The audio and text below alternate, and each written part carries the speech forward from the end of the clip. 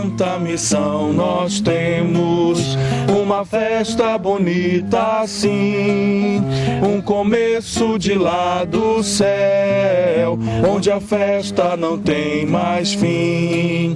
Um começo de lá do céu, onde a festa não tem mais fim. Num clima muito fraterno e de grande simplicidade, pelo terceiro ano consecutivo, seminaristas de várias dioceses do Brasil se encontram em Santarém, no Pará, para uma experiência missionária nas terras da Amazônia. Além de seminaristas, participam também religiosas e leigos. Neste último ano, os participantes vieram de Minas Gerais, da Bahia, do Rio de Janeiro, do Paraná, de Roraima e da própria Diocese de Santarém. A experiência missionária em Santarém tem a duração de 40 dias, que se alternam entre momentos de oração, partilha, entrosamento entre os missionários e um momento forte de formação.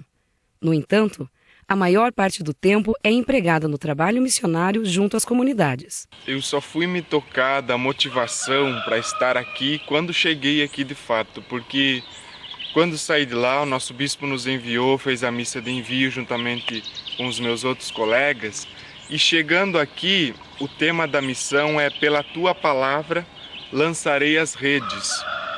E aí é que eu fui perceber o porquê de eu estar aqui.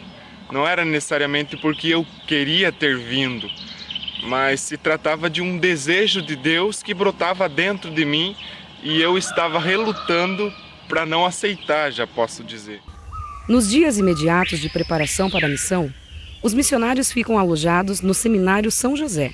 Ali, envolvidos por uma natureza maravilhosa, eles têm a ocasião de se conhecerem, crescer no entrosamento e na amizade.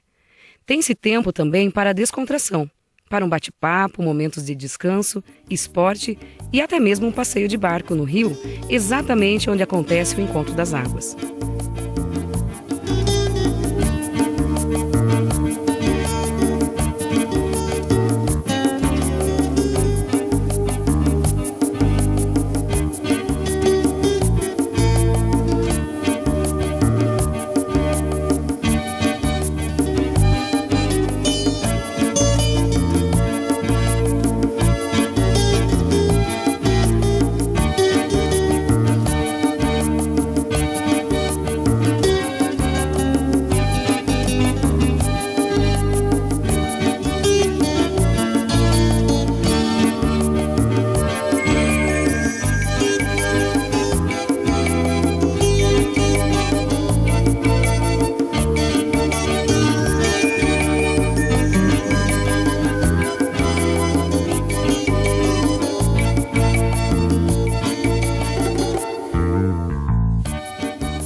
Tudo isso nos dias que precedem a ida para as comunidades.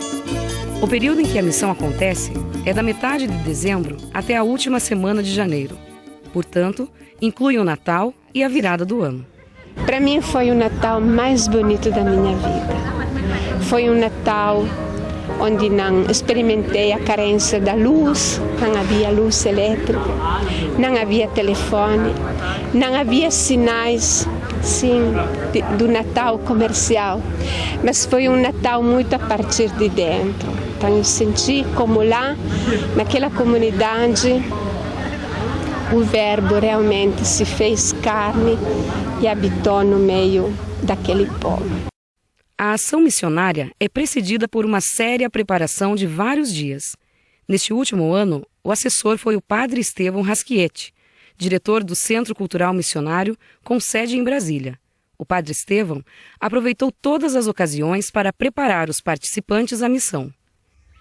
A misericórdia humana se exerce para com seu próximo. A misericórdia do Senhor para com todos os viventes. O amor humano, nós como vimos, é feito de reciprocidade, o amor divino de gratuidade e mais ainda de universalidade, não apenas com os humanos, mas com todos os seres da terra. Isso que faz o amor divino ser divino, e isso nós somos chamados também a sermos divinos, ultrapassando a fronteira da nossa tribo, do nosso próximo, e olhando um pouquinho mais além. não apenas a humanidade, mas também a criação. Amar a criação como se fosse o nosso próximo. Obras do Senhor, bendizei o Senhor, louvai-o e exaltai-o pelos séculos sem fim. Céus do Senhor, Bendizei o Senhor, anjos do Senhor, bendizei o Senhor, louvai-o e exaltai-o pelos séculos sem fim. Águas do alto céu, bendizei o Senhor, potências do Senhor, bendizei o Senhor, lua e sol, bendizei o Senhor, astros e estrelas, bendizei o Senhor, louvai e exaltai-o pelos séculos sem fim. Chuvas e orvalhos, bendizei o Senhor, brisas e ventos, bendizei o Senhor, fogo e calor, bendizei o Senhor. Os missionários receberam um chapéu como símbolo do compromisso com a vida, com a floresta e com as pessoas que encontrariam. Vocês têm que ir lá, gente. Tem uma árvore lá que dá para abraçar de 50.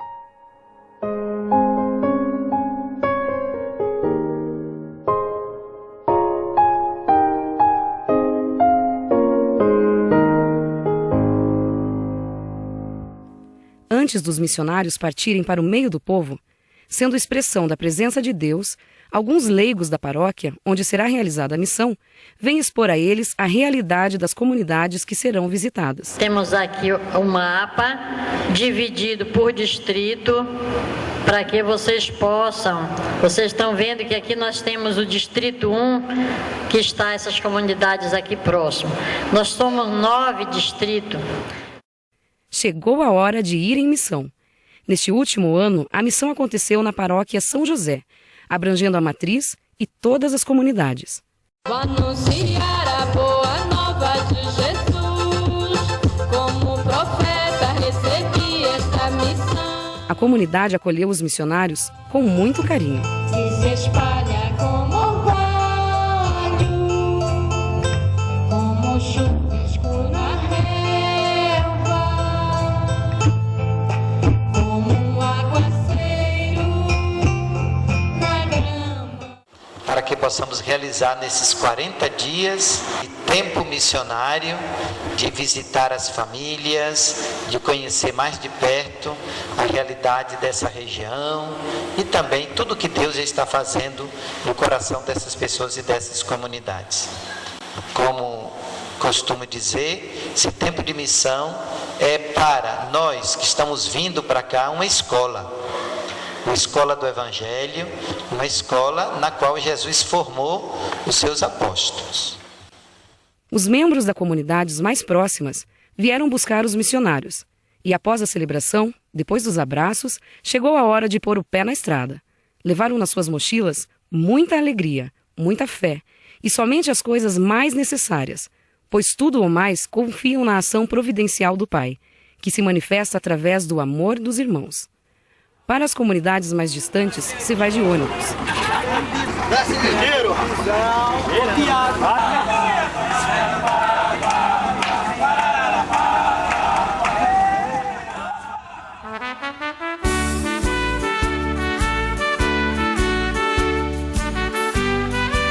Mas para mim, e eu sei que para todos, é uma luz que vem clarear a nossa comunidade, cada um de nós. Para nós, eu acho uma grande importância, porque esse pessoal, esses missionários que vieram de tão longe, eles vieram para dar alegria para nós, para ensinar o Evangelho, para nós conhecer mais o Evangelho, porque essas pessoas estão lutando para que cada um conheça o Evangelho, cada um possa conhecer mais Jesus, viver este amor de Jesus. Quem é esse povo? Que povo é esse? É o povo de Deus que veio de longe evangelizar. Quem é esse povo? Que povo é esse? É o povo de Deus que veio de longe evangelizar. Evangelizar, evangelizar, fez nossa missão, a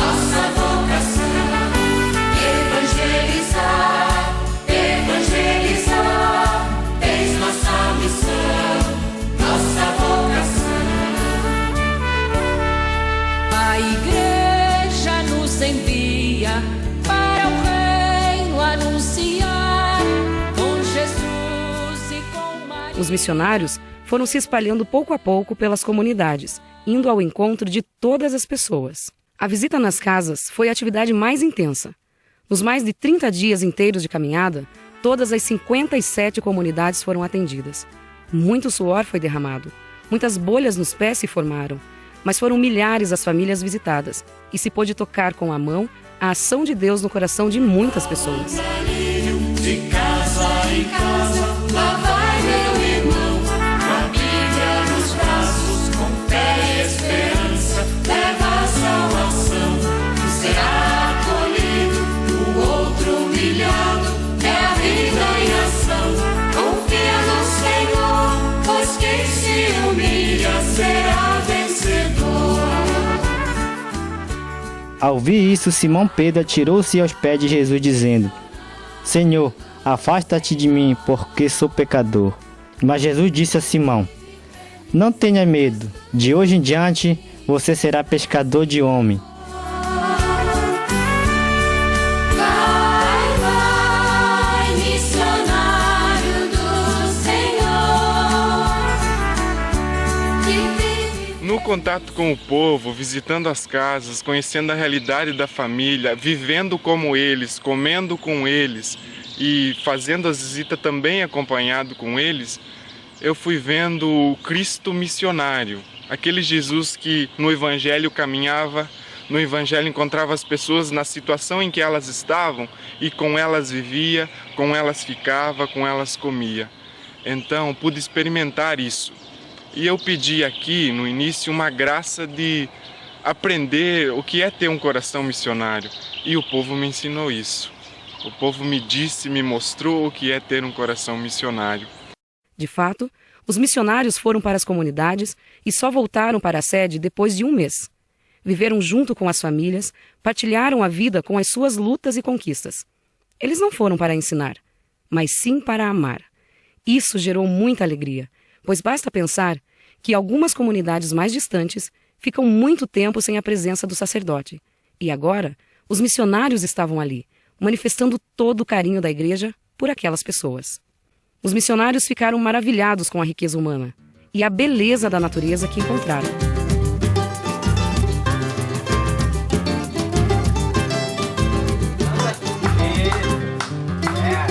Glória a Deus, nosso Pai, Pai de todas as criaturas, glória ao Filho Redentor, glória a Deus. Mas se depararam também com a realidade de sofrimento causada pela implantação da cultura extensiva da soja, desmatamento, venda de pequenas propriedades, pelo êxodo rural, pela falta de infraestrutura de estradas, saneamento básico e saúde.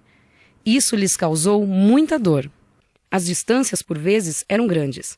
Acompanhados por pessoas da comunidade, debaixo de um calor intenso, os missionários percorreram quilômetros e quilômetros. Sentiram o que passava no coração de Jesus, que outrora, como nos diz o Evangelho, percorria os povoados anunciando a boa nova e fazendo o bem a todos. E ao encontrar as pessoas no seu trabalho, no seu lar, sentiram compaixão, como outrora o Divino Mestre. Em nossas almas acendei o amor. Então o rei dirá aos que estiverem à sua direita: venham, vocês que são abençoados por meu Pai. Recebam como herança o reino em que meu Pai lhes preparou desde a criação do mundo.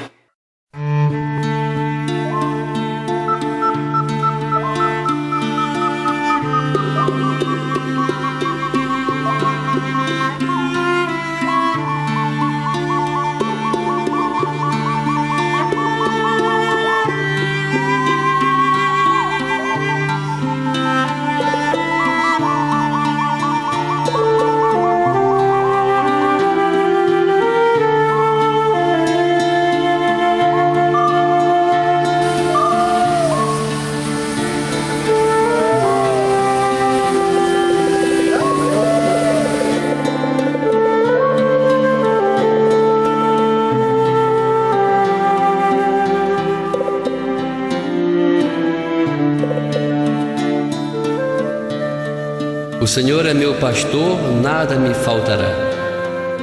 Deitar-me faz em verdes pastos, guia-me mansamente a águas tranquilas. Refrigera minha alma, guia-me pelas veredas da justiça por amor do seu nome. Ainda que eu andasse pelo vale da sombra da morte, não temeria mal algum, porque tu estás comigo. A tua vara e o teu cajado. Deus me falou muito através das famílias que nos acolheram, das famílias que vivem numa dificuldade muito grande, mas que têm uma fé que nos surpreende. Primeiramente, na missa de acolhimento, cantou o refrãozinho assim: eis-me aqui, Senhor, né? E eu cantei com muita alegria, mas depois eu fiquei refletindo como é difícil dizer isso, né? Eis-me aqui, Senhor, para fazer a tua vontade. Mas eu tentei dar o máximo de mim, né? Foi uma experiência muito rica que vai ficar dentro de mim durante muito tempo. Então eu volto para a minha cidade, para a minha diocese. Posso dizer que eu estou me apaixonando pela missão. Eu posso dizer que a minha vocação é também ser aprendiz da disciplina do amor na escola da vida, onde Jesus é o centro, é o diretor da escola, é a fonte, é a inspiração da minha vocação e da missão da igreja, e também o povo, o nosso povo simples, humilde, do seu jeito, são os professores e mestres que nos formam para estar com eles também. Para mim foi uma escola de vida. A missão abre fronteiras, alarga o horizonte e dá respiro à vida. É um paraíso onde devemos cultivar, devemos zelar e devemos proteger.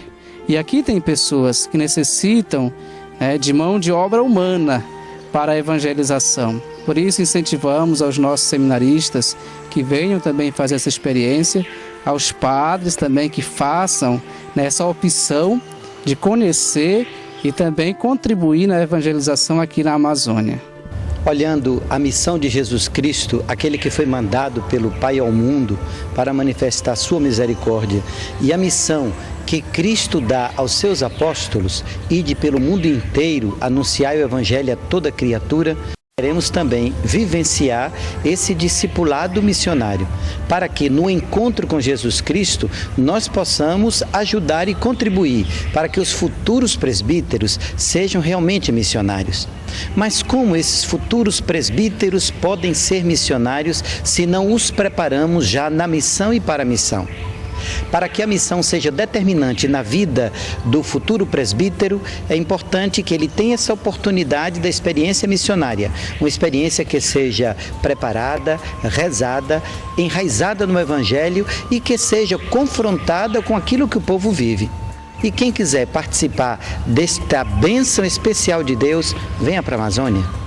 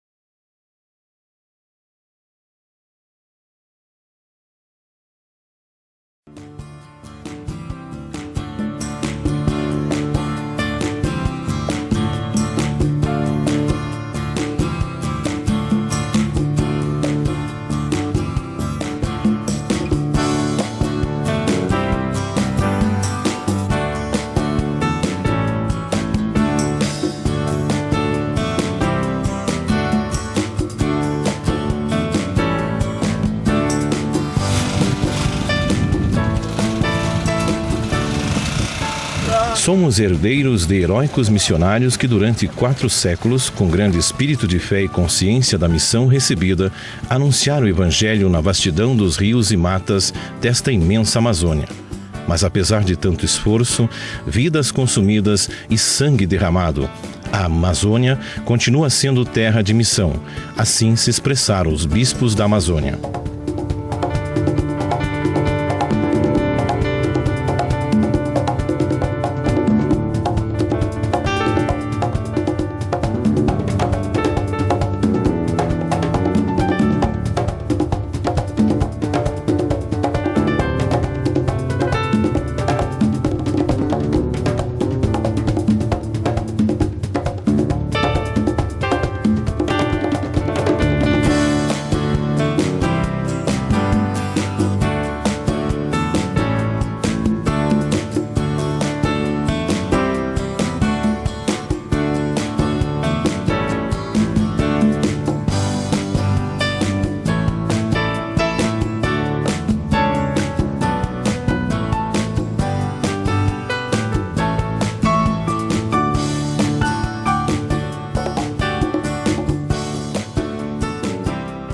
Lábrea, uma pequena cidade com aproximadamente 20 mil habitantes, localizada no estado do Amazonas, é o centro da prelazia atendida pelos padres agustinianos recoletos desde 1925.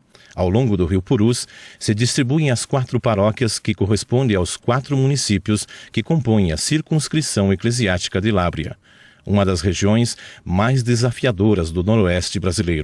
É este o motivo pelo qual escolhemos Lábrea para a nossa viagem. Dom Jesus Moraza, agostiniano, bispo da prelazia, nos conta como foi a sua vinda para a Amazônia.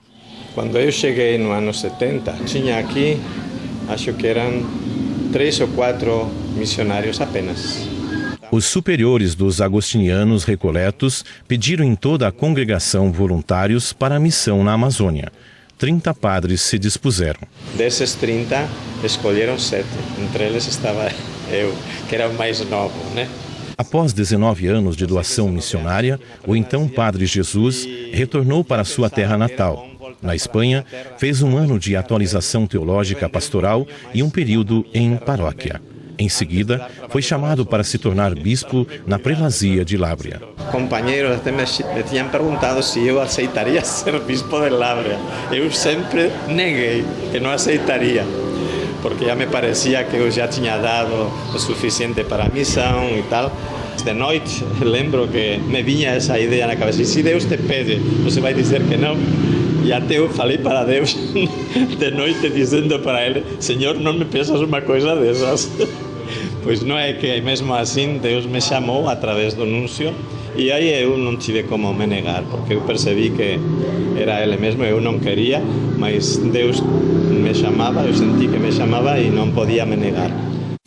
Após 16 anos de ministério episcopal, manifestou como se sente. Às vezes a gente se sente um pouco inútil aqui numa realidade destas, né? Onde as coisas vão tão devagar, mas ao mesmo tempo a gente se sente que de alguma forma estamos sendo presença misericordiosa de Deus perante o povo, né? Tem uma extensão de 230.000 quilômetros quadrados aproximadamente, tem 4 municípios que se correspondem com as 4 paróquias, é mais ou menos a extensão de meia Espanha, ou se quiser da Itália toda. Quem administra as paróquias até uns 3 anos atrás eram os agostinianos recoletos. A Santa Sé tinha encomendado aos agostinianos recoletos o cuidado da administração da prelazia desde 1925-26. Então eles assumiram desde aquela época a população, uns 85.000 habitantes mais ou menos, apenas. Nas 4 cidades, que são as sedes de cada município e de cada paróquia, tem aproximadamente 20 comunidades, 22 comunidades. E depois tem mais 200 no interior, aproximadamente. Umas 200 comunidades ribeirinhas, principalmente. Eu acredito que aqui o maior desafio são as distâncias, né? As distâncias são tão grandes que dificilmente nós podemos atender bem, principalmente as comunidades ribeirinhas. Para se locomover de uma paróquia a outra são dias, não é questão de minutos ou de horas, é questão de dias. A paróquia mais próxima, que é Canutama, são 12 horas de barco, descendo o rio, e 18 mais ou menos subindo, né? E não tem outro jeito, não tem carro, a única condução para visitar essas paróquias é através do rio, né? A comunicação é pelo rio Purus, que é a coluna vertebral da prelazia. Toda a vida da prelazia se realiza através desse rio. As estradas, só tem aqui uma estrada que é a estrada Lábrea, que comunica com Humaitá e Porto Velho, né? São 186 quilômetros mais ou menos até Humaitá e é praticamente toda ela de barro, né? Então, as distâncias são enormes. Para ir até Tapauá, uma das paróquias mais distantes, são 4 dias de viagem de barco, né? Para Pauini, outro tanto. Então, aqui são dias de viagem, né? E quando as comunidades são próximas, os padres e o próprio bispo usam os meios de transporte comuns da comunidade.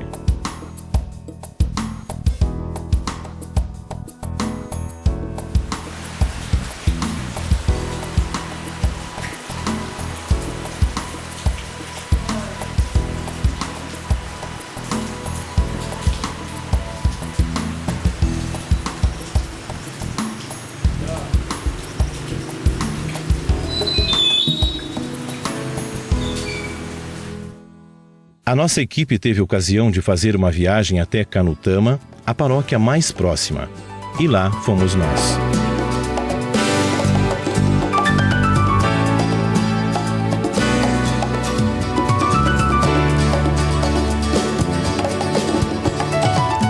Era próximo do Natal e por isso o barco estava lotado.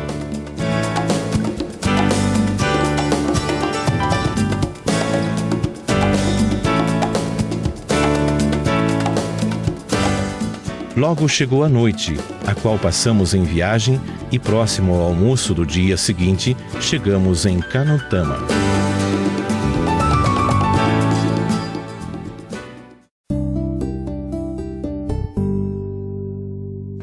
Cada barco que chega é um evento na cidade.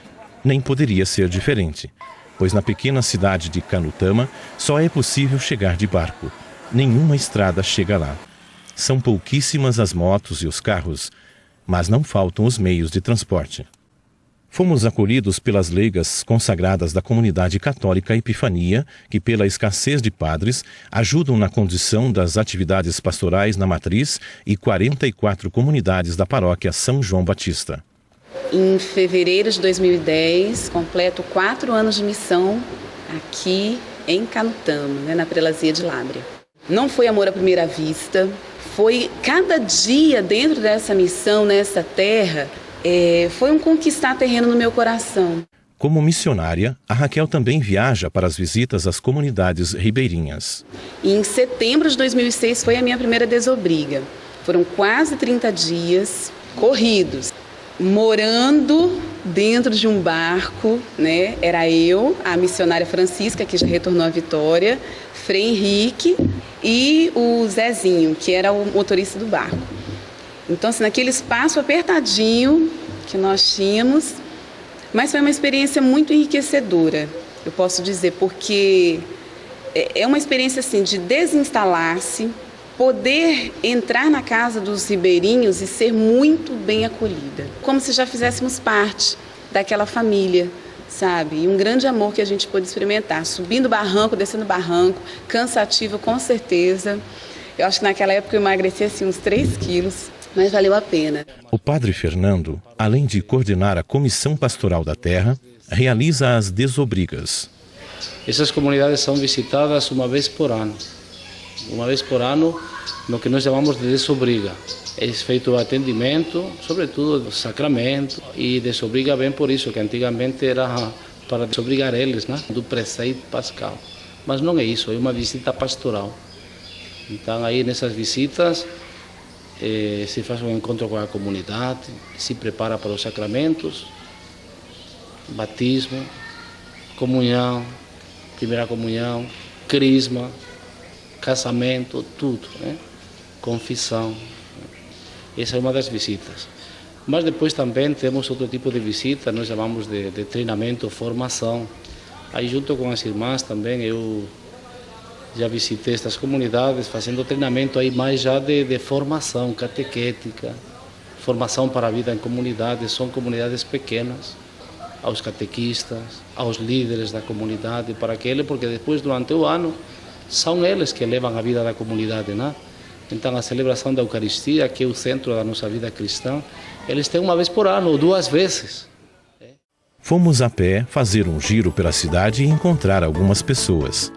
Canutama tem cerca de 10.000 habitantes. Começamos animados, pois já de início um homem nos trouxe um presente. Saí de Itapauá, terça-feira, viajamos mais de 48 horas e agora estou aqui. A embarcação estava tão cheia que não dava nem para atar a rede. Estamos aqui para participar do encontro da Pastoral da Terra, né? Estamos aí todos cheios de alegria e dispostos a colaborar com o que for possível. Eu quero das matas o valor do silêncio. Na comunidade Nossa Senhora Aparecida, encontramos algumas pessoas trabalhando. Hoje a gente está fazendo a limpeza, né, das palhas que não vão servir para ser tecida. A gente está tirando fora da igreja para jogar no lixo. E as colegas aqui estão tecendo as palhas que é para ser feito o forro da igreja. Para proteger do calor e para ficar bem mais bonita, né? Ficamos admirados com a rapidez com que a índia Maria Lucila, da aldeia do Palmari, tecia a palha. É acostumado, né? A gente já está acostumado de tecer assim, a gente não perde não.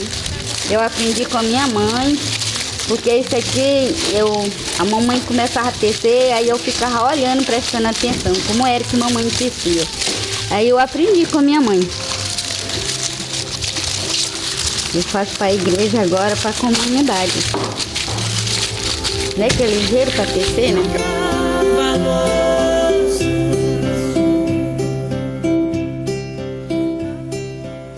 Após uma breve estadia em Canutama, voltamos para o Rio Purus e enfrentamos algumas horas com a rapidíssima voadeira para irmos ao encontro do Padre Henrique na comunidade ribeirinha de Belo Monte.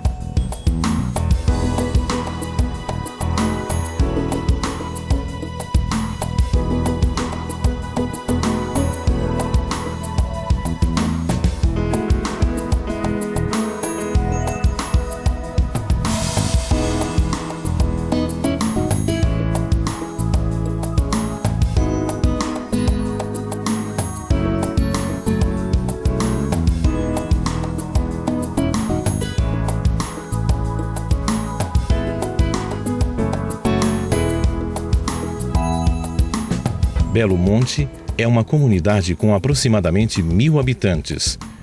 A paróquia de Canutama tem aí uma casa onde reside o Padre Henrique devido à proximidade com outras comunidades ribeirinhas. Aqui de trás o pessoal está acabando em fazenda. Aqui o Belo Monte só uma tirazinha aqui para trás. Só uma tirazinha de terra, de um lado e outro é fazenda. O que vai ficar para nós trabalhar, né? Esperávamos o Padre Henrique, mas o que chegou mesmo foi uma chuva torrencial que começou após o almoço e só parou no outro dia.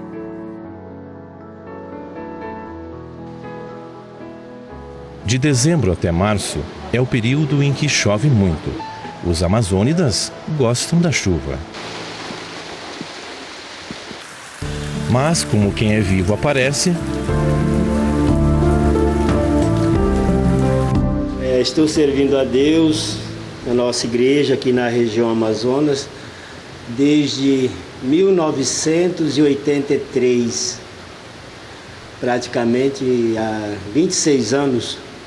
Desde ainda estudante de teologia, eu vim fazer uma missão de férias e me apaixonei pelo povo, pelo trabalho e sempre tive a vontade de vir realmente trabalhar nesta região. Mas o grande motivo realmente foi É uma paixão pela vida, pelas águas, pelas matas, pelo trabalho, pela evangelização, a vida do povo. Perguntamos ao Padre Henrique sobre os desafios da missão. Umas coisas que a gente fala que tudo é alegria, é beleza e tal, mas é a questão do desafio com a tua própria vida.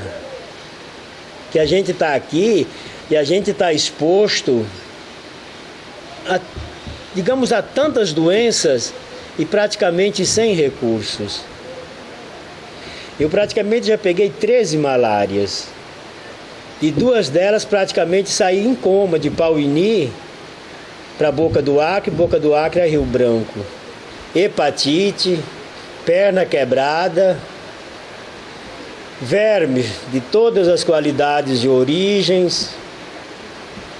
Mas a doença não desanima a gente. A gente enfraquece um pouco, mas a gente, quando olha o sofrimento do outro, na verdade o nosso sofrimento ele é pequeno. A prelazia de Lábrea enfrenta os desafios contando também com a ajuda da sua diocese irmã. Posso dizer que a Igreja de Vitória, toda ela, é um grande presente para a prelazia de Lábrea. Desde que na década de 70 começou, seria possivelmente uma das primeiras igrejas irmãs que adotou a Igreja de Lábrea e se irmanaram as duas. E este presente se concretiza de vários modos.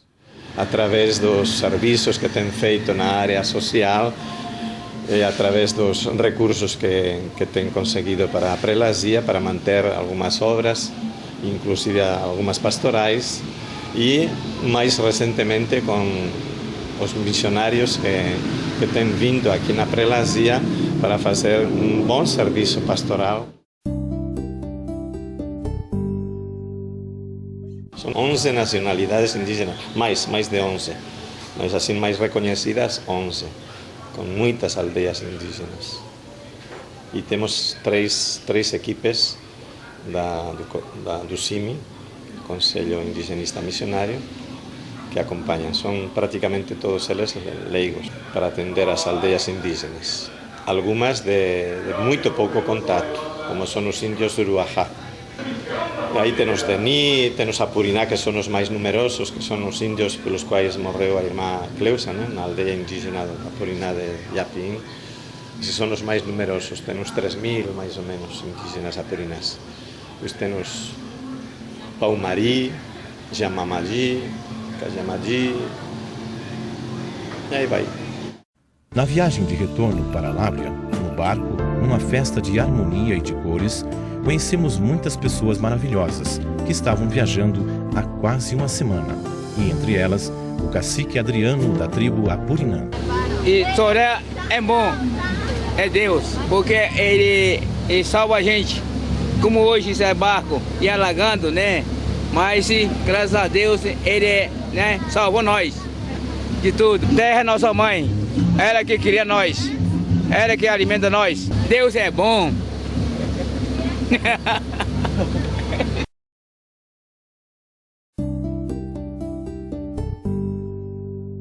Eu não sei se nas comunidades ribeirinhas é pior do que nas cidades. Eu acredito que nas cidades é mais clamorosa a miséria, né? Porque nas comunidades ribeirinhas, apesar de terem muitas dificuldades, principalmente na área da saúde e da educação, mas pelo menos para autossustentar-se, tem, porque tem o peixinho perto e tem a mandioca perto também, né? Então isso não lhes falta. É muito fácil de sobreviver, pelo menos enquanto que nas cidades como Lábrea, numa cidade como Lábrea, a alimentação não está tão perto, tão próxima, é muito mais, o pessoal vive mais do emprego, e emprego aqui nestas cidades não tem, ou muito pouco. Então a miséria nas cidades é maior, eu acredito. E tem gente passando extrema necessidade muitas vezes. A maioria das casas eu diria que são palafitas, tem sua vantagem. Também muitas vezes nos bairros mais limítrofes, né, tem as enchentes, né? Então chega também a água em determinados locais e as casas têm que ser mais levantadas para evitar a água, né, para evitar o contato com a água.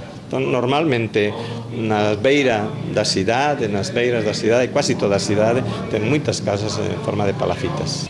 A Prelazia, diante da miséria de muitas famílias, promove várias iniciativas sociais, dentre as quais destacamos algumas. Bem, este projeto nasceu porque muitas famílias apareciam lá na casa dos freis pedindo ajuda para fazer casa para eles. Pessoas, sobretudo, que vinham do interior, que vinham com pessoas doentes, que vinham com os filhos que tinham que estudar.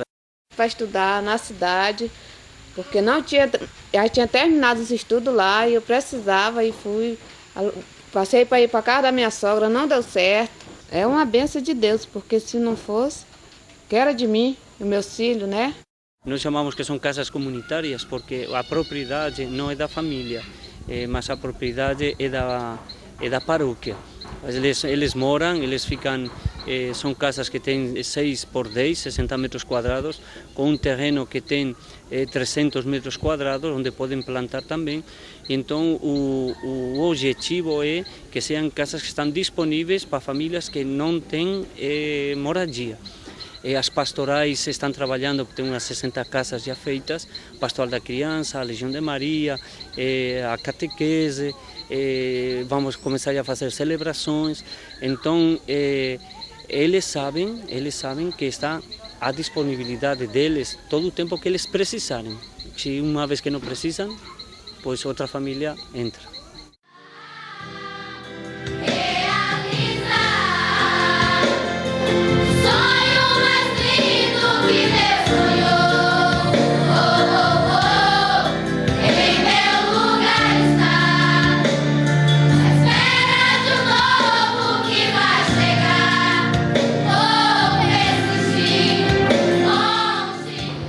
Este ano eu estou fazendo vagonite, né? Mas nos outros anos eu já passei pela sala do cozinha, costura, bordado e crochê.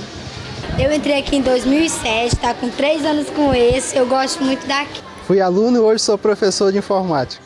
O Centro Esperança é uma iniciativa da igreja para os adolescentes. Funcionando há 15 anos, atende diariamente 320 adolescentes, escolhidos entre os mais pobres. Não é um espaço produtivo, mas pedagógico. Aqui eles aprendem metalúrgica, marcenaria, cozinha, costura, artesanato e tecelagem.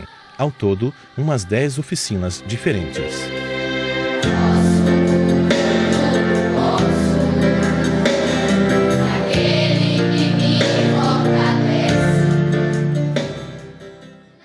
A Prelazia presta um atendimento aos ribeirinhos, na área da saúde e assistência social, através de um barco-hospital que recebeu de providência. Nesta última viagem, nós fomos em parceria com a Secretaria de Saúde, com enfermeira, agente de saúde, dentista, com seus assistentes. O pessoal do cartório foi emitindo o registro de nascimento, o pessoal da assistência social fazendo recadastro de Bolsa Família, emitindo carteira de identidade, enfim. Então foi um trabalho bem amplo. Nós não paramos só na questão assistencial e é um trabalho de evangelização. Então, ao final de cada dia, nos reuníamos com a comunidade local e fazíamos então a celebração. E todos participavam, todos os que estavam trabalhando, inclusive pessoas de outras religiões, de outras igrejas, participavam com muita animação. Todas as situações são muito precárias na beira do rio, mas eu posso dizer um fruto desta viagem, desta última viagem, que foi o tratamento odontológico de muitas pessoas que depois disso nós pudemos fazer também uma prótese em parceria com o governo do estado. Muitos já receberam a prótese. Então aqueles que não tinham condições de ir para Manaus e fazer uma prótese dentária, nós lá, o mesmo dentista modelou, e hoje poder olhar para essas pessoas que antes não tinham nem um dente na boca, hoje estão diferentes, a fisionomia diferente, que não para de sorrir, e lá eles só esperam por Deus, e Deus vem dessa forma.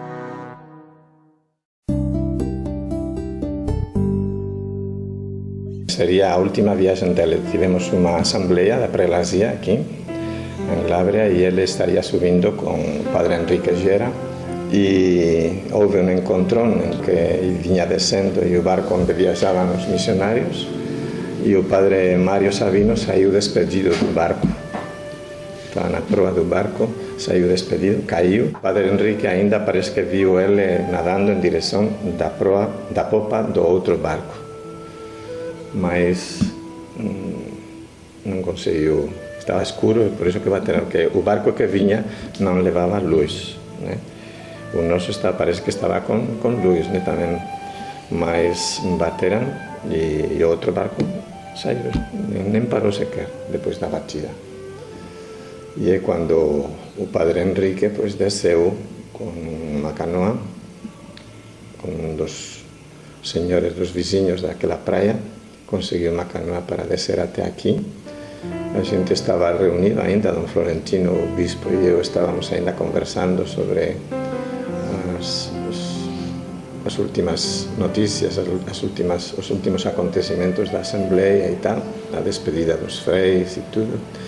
E de repente, à meia-noite, mais ou menos à meia-noite, a gente escutou a batida na porta da casa. Eu desci e era o padre Henrique para dar a notícia. A primeira palavra que soltou: perdemos o companheiro. Aí ele subiu, conversamos um pouco para ver o que podíamos fazer para tentar socorrer de alguma forma. E decidi eu subir com ele na mesma canoa, com lanternas e tal, ir enfocando até a localidade. E conforme íamos subindo, eu sim que ia refletindo assim sobre a morte dele, né? Que era a última viagem dele, possivelmente, né? E depois voltaria para a sua terra.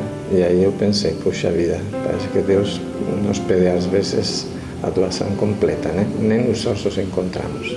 Eu vinha já com essa ideia na mente de que não íamos encontrar nada mesmo, né? Como uma espécie de sinal de doação completa do missionário pelo povo da região, né? E é o que aconteceu com ele. O padre Mário Sabino doou a vida toda, né?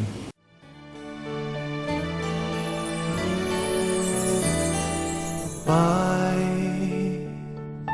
entrego-me a vós, podeis fazer de mim tudo o que for da vossa vontade. Pai, estou pronto para tudo, desde que vossa vontade se realize em todo o meu ser. Aceito tudo e não desejo. Um outro grande tesouro desta igreja é contar entre os seus membros com uma pessoa mártir, a irmã Cleusa Coelho. Agostiniana recoleta, morreu pelo povo, defendendo a causa indígena. Dedicou toda a sua vida aos últimos e foi assassinada em 1985 por mandato dos comerciantes de castanha. E ela, ao mesmo tempo, quando estava aqui na cidade, pues, procurava acompanhar sempre as classes marginalizadas, os ancianos, os mais pobres e, de modo especial, as populações indígenas, né? E nessa ocasião ela teve que sair para um pedido de uma necessidade que ela viu na comunidade indígena de Japim, aí no Rio Paciá, e onde encontrou a morte. Foi através da insistência dela com os povos indígenas daqui, algumas das lideranças indígenas que ela conseguiu reforçar, que se lutou para formar-se as reservas indígenas. E foi a raiz da morte dela que essas reservas surgiram. Praticamente em toda a região do Amazonas, foi pouco depois da morte dela que começaram a surgir as reservas indígenas todas. É por isso que a gente, de alguma forma, costuma dizer que o seu sangue foi fecundo mesmo, né? Porque foi através do derramamento de seu sangue que veio um pouquinho mais vida para as populações indígenas. Porque vos amo sem medida.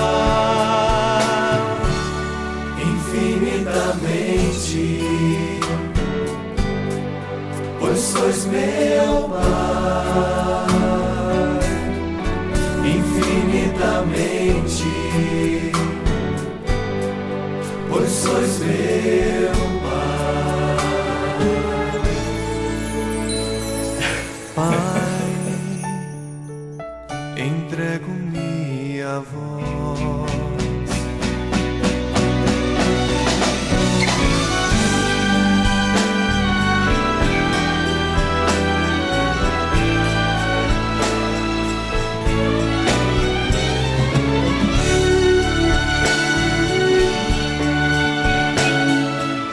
Disse Dom Moacir Grech ao Papa na recente visita ad limina dos bispos da Amazônia: se hoje a missão na Amazônia é difícil, o era infinitamente mais no tempo de nossos predecessores, vindo de tantos países, e que prepararam o terreno para o nosso trabalho aqui. Muitos missionários e missionárias seriam dignos das glórias dos altares. Por fazerdes o que quereis de mim, ponho minha alma em vossas mãos, a minha alma eu vos dou, meu Pai, com todo amor do coração, porque vos amo, eu necessito me doar.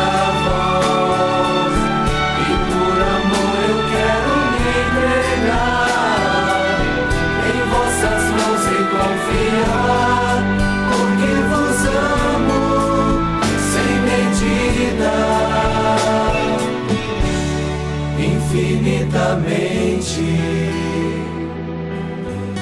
pois sois meu Pai, infinitamente, pois sois meu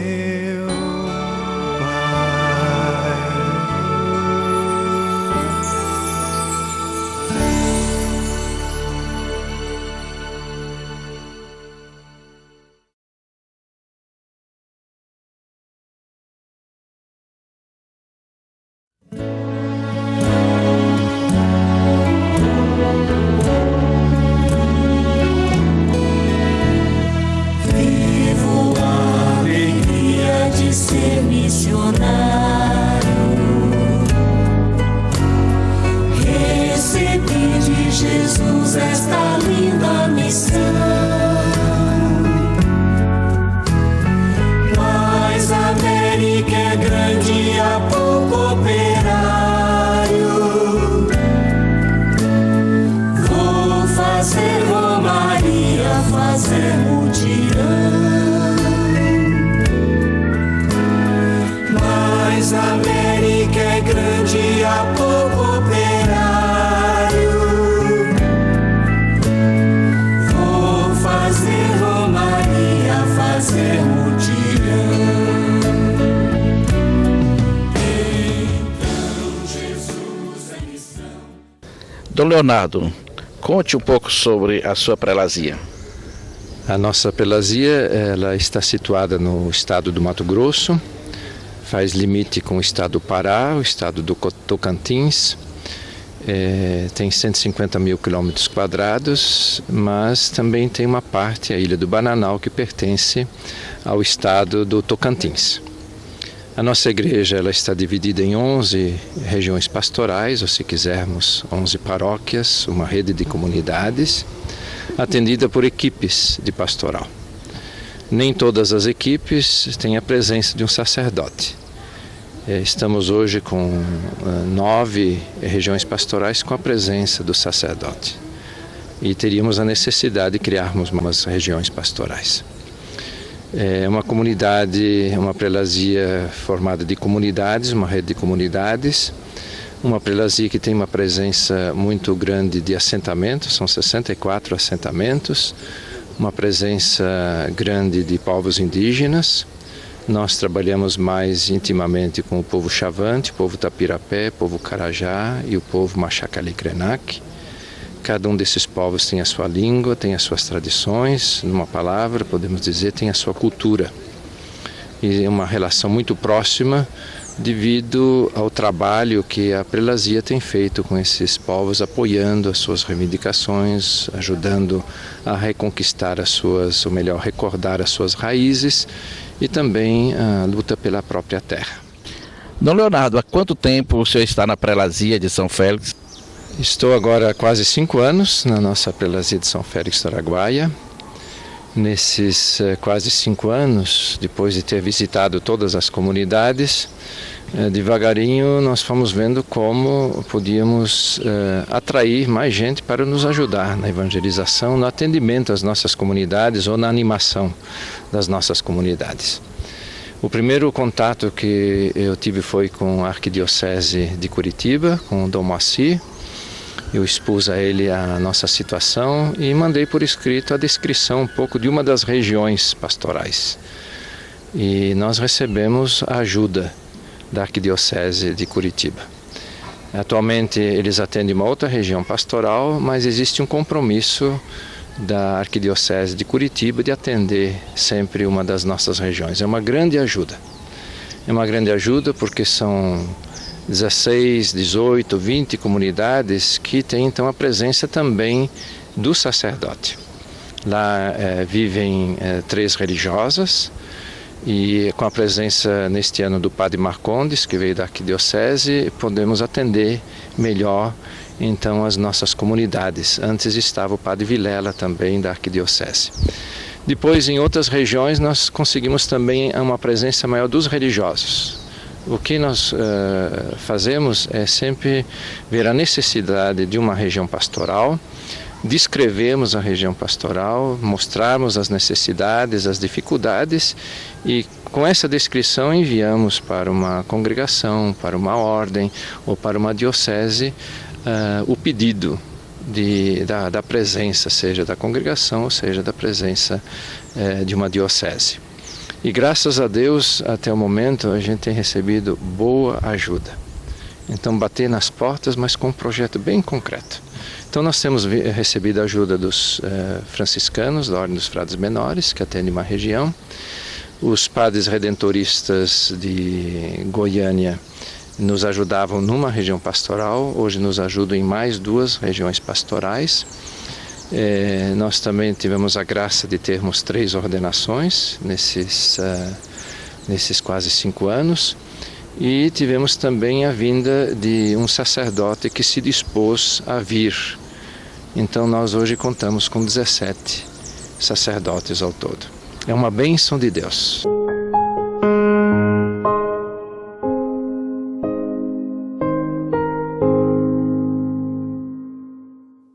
Padre Marcondes, como foi que nasceu o desejo de você vir para cá? Primeiro, o desejo missionário, né? Muito presente na minha caminhada, no meu desejo também como padre. E depois, com a possibilidade dessa Igreja Irmã São Félix de Curitiba, eu me coloquei à disposição do arcebispo de Curitiba, que estaria pronto para vir trabalhar nessa região. Porque tantos missionários que vêm de fora, de outros países, com tanto amor, com tanta dedicação para as igrejas da Amazônia, igreja mesmo do Centro-Oeste, e por que não nos colocar nessa disposição também de evangelização aqui no nosso país, né, na missão aqui do Brasil. Como que está se sentindo aqui na prelazia? Olha, eu estou me sentindo muito bem. Desde o primeiro momento quando eu cheguei aqui na prelazia, eu até me senti em casa, não me senti muito estranho, né, do grupo e nem no lugar estranho. E interessante que no primeiro encontro dos agentes, que foi depois da Páscoa, onde todos os agentes estavam reunidos para um momento de formação e até mesmo de avaliação das pastorais, dos grupos, eu me senti como se estivesse em casa. Então, assim, muito tranquilo, muito animado, muito inserido já, né, no processo também da comunidade. Então, acho que é uma graça de Deus isso. Um primeiro desafio são as distâncias. Comunidades distantes a 120, 130 quilômetros. E eu tenho uma prioridade de visitar essas comunidades uma vez por mês. Nós levamos muito tempo nas estradas, de chão, de areia, de barros, com poças d'água, com chuva, com calor, com poeira. Às vezes mais tempo na estrada do que presente com eles, né, com as pessoas, com essas comunidades. Um outro desafio é a mobilidade social. As pessoas se mudam muito. Quando formamos lideranças, daqui a pouco se mudam, vão para outra região, outros lugares. Outro desafio também é compreender a cultura indígena. Aqui na Prelazia nós temos mais de 7 povos indígenas. Então, como compreender suas lutas, sua cultura, seu jeito, até mesmo para não emitir julgamentos apressados. Eu tenho contato de forma especial com o povo Chavante e já começo a me apaixonar por ele. São tantas alegrias. A primeira alegria é o contato com os agentes de pastoral. Por exemplo, aqueles que aqui viveram mais de 40 anos, doação, dedicação, com testemunho mesmo do reino, com toda a vida. E ao mesmo tempo esse contato com o Dom Leonardo, contato com o Dom Pedro, que tem muita experiência nesta igreja, e é um enriquecimento para mim, de forma especial, aproveitar desses ícones ainda presente no nosso meio. Outra alegria muito presente é as pessoas simples, aqueles sertanejos, aquelas pessoas que têm assim uma ingenuidade fantástica, que vai me ajudando também a compreender e ver o sentido da minha vida e o sentido da missão, o sentido do reino. Outra alegria, que vai me ajudando a até revigorar a minha caminhada é o próprio contato com a natureza. São muitos lugares bonitos aqui presentes na vida da missão. E eu brinco muito quando eu entro em contato com o pessoal de Curitiba, com alguns familiares meus, que eu digo que eu sempre vou ao shopping, mas o shopping é ao ar livre. O shopping é assim, árvores bonitas, é floresta, é cerrado. Esse é o shopping aqui da nossa região. Temos celebrações assim de forma muito variadas. Aqui na cidade nós temos os centros, as igrejas. No interior, que chamamos Comunidades do Sertão, nós vamos ter algumas capelinhas, mas a maioria são casas, onde celebramos nestas casas, onde é marcado o encontro cada mês. E ali também, após a celebração da Eucaristia, há também outra celebração da partilha. Então o dono da casa, aquela família, prepara a alimentação, prepara um almoço e serve a todos aqueles que ali foram participar da Eucaristia, 20, 30, 40, 50 pessoas. Outras celebrações acontecem à tarde, também em algumas casas, e ali tem uma partilha de um lanche, onde aquela família também, com muito amor, com muito carinho, prepara tudo e acolhe aquelas outras famílias que chegam para a Eucaristia, para a celebração. Sabemos que a Arquidiocese de Curitiba é a igreja irmã aqui com a Prelazia de São Félix do Araguaia. O que você teria a nos dizer sobre essa questão das igrejas dioceses irmãs? Precisamos ainda compreender o significado, o sentido do projeto de igrejas irmãs. Não é simplesmente um contrato de um bispo para com outro bispo, mas sobretudo é a vida de uma igreja para com uma outra igreja, de forma afetiva e efetiva. E eu quero também ajudar nesse processo de compreensão até mesmo da Arquidiocese de Curitiba. Está mais presente na vida desta igreja, de forma especial da igreja de São Félix do Araguaia, dessa prelazia, com mais presença, com mais participação, até mesmo enviando outras pessoas para fazer algumas experiências, sejam elas experiências curtas ou experiências mais prolongadas. Outros presbíteros, leigos, pessoas comprometidas com o reino.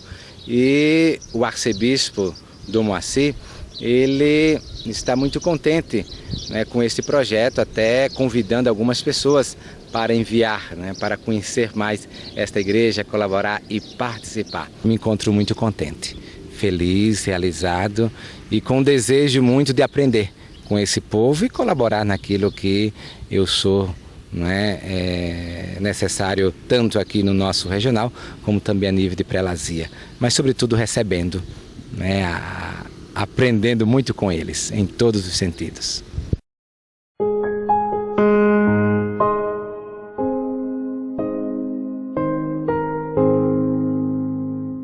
De deveria, não só a mim, mas que devia sustentar qualquer um dos missionários que vem para cá, me parece que são 3 coisas. A primeira coisa é de trabalhar em equipe, né? Que a gente não se sente só. Se alguém vem pensando que vai resolver os problemas sozinha, não vai dar certo. Tem que ter um trabalho em equipe, né? A segunda coisa que é importantíssimo para mim e para um dos missionários que vem é a vida de oração, de espiritualidade, que é o sustento, o fundamento, né? Sem isso não vai longe. A gente vai desanimar e a gente... Então, esta é uma coisa muito importante, né? Que precisa ser nutrido da base, né? Então, oração tanto pessoal como também comunitário. E a terceira coisa para um missionário que vem é a opção pelos pobres. Quem não fez opção pelos pobres, não é preciso vir, né? Não é preciso. Mas essa opção se faz no dia a dia, não se faz de boca para fora, né? Tem que estar dentro do coração da gente, dentro da pessoa da gente, né? E no dia a dia a gente se confronta sempre com os pobres. Então são praticamente essas 3 coisas que me sustentam. Os anseios são muitos e também são muitos os desejos. Mas talvez o anseio maior seja fazer Jesus ser mais conhecido e amado. Então a vida é missão, o amor é missão. Então Jesus é missão, a igreja é missão. Então nós somos missão, missão local. Vivo a alegria de ser missionário neste mundo marcado com tantas feridas. Há um povo que vive um duro calvário. Vou levar no meu barco a palavra da vida. Há um povo que vive um duro calvário.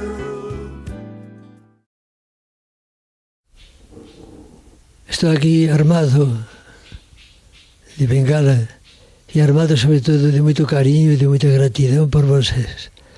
Vocês são não apenas a esperança, são a dinâmica da igreja nas nossas dioceses, nas nossas comunidades. Pobre clero maltratado com frequência exigindo o que quase não dá para dar, porque as condições de distâncias, de precariedade, de saúde. Mas vocês têm fé, vocês têm esperança. E vocês, felizmente, aqui no Brasil, de modo concreto, estão se organizando, estão possibilitando encontros, estão orientando mutuamente. Me pedem uma palavra para vocês, um conselho. Dar conselho é fácil e às vezes pode ser um pouco petulante, né? Aconselho. As irmãzinhas de Carlos de Foucault, de Jesus de Nazaré, dizem que se trata de gritar o Evangelho com a vida, sermos Evangelho. Um bom sacerdote, um bom padre, deveríamos ser Evangelho andando nas várias circunstâncias da vida, sobretudo no meio dos pobres. Depois vem o período de formação que dizemos. E eu recordo que seria bom de uma vez por todas ignorar a formação como sendo de um período apenas. Tempo de formação. E depois seria tempo de quê? A formação deve ser continuada, perene. Hoje temos a oportunidade de muitos encontros, de muitos livros. O clero hoje não vive distante até o ponto de não poder sintonizar. Devemos agradecer inclusive à Igreja do Brasil, concretamente o Episcopado do Brasil, nos últimos anos tem tido bastante sensibilidade com os problemas e as esperanças e a vida do clero. Muito obrigado, Pedro. Eu tenho certeza que quando eu levar essa mensagem aos presbíteros, eles vão perguntar: e como que está o Pedro de saúde? Então eu faço essa pergunta para o senhor responder. Estou de bengala. Tinha muita gente que achava que eu era desequilibrado. Agora consta que sou, né? O Parkinson não mata assim ninguém propriamente, mas descontrola, né? Você se sente inseguro, você se sente tensão rígida, as pernas, a cabeça vai para frente e os pés não seguem. E você não pode assumir responsabilidades públicas, inclusive rezo, celebrar missa numa capelinha, porque às vezes você está de pé, agindo, falando e dá um... Mas eu falei para um sertanejo que me perguntava pela saúde, e falei: você sabe, cavalo velho, falou, bispo, cavalo velho, pasto novo. E eu falei, e acrescentando ainda, pasto perto de casa, para não ter que andar muito. Quando eu vejo tantas pessoas, crianças sobretudo, no mundo inteiro, também no Brasil, desatendidas quase que totalmente em matéria de saúde, acho que eu estou vivendo um autêntico privilégio. Um autêntico privilégio. O clero, temos o dever sagrado, dever autenticamente eclesial, de possibilitar, de estimular, de reconhecer e agradecer a presença, a atuação do leigo, da leiga. E nas respectivas paróquias ou nas pastorais diocesanas, fazer questão de que não sejam eles, leigos, leigas, apenas colaboradores. Santo Domingo nos recordou o protagonismo do laicato. Foi até a palavra mais ousada que se disse em Santo Domingo, ao lado da palavra inculturação.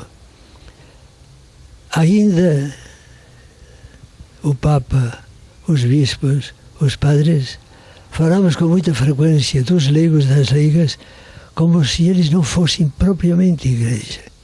É a igreja que os atende, a igreja que os evangeliza.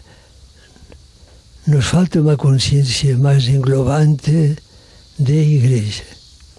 E tudo isso e mais, os problemas, as dificuldades, as decepções, os fracassos, a vida e a morte, diria São Paulo, na base de uma paixão autêntica por Jesus Cristo. Uma paixão que se derivará no colóquio, no diálogo, a oração, no estudo. Um abraço para todos, com muito carinho, com muita gratidão.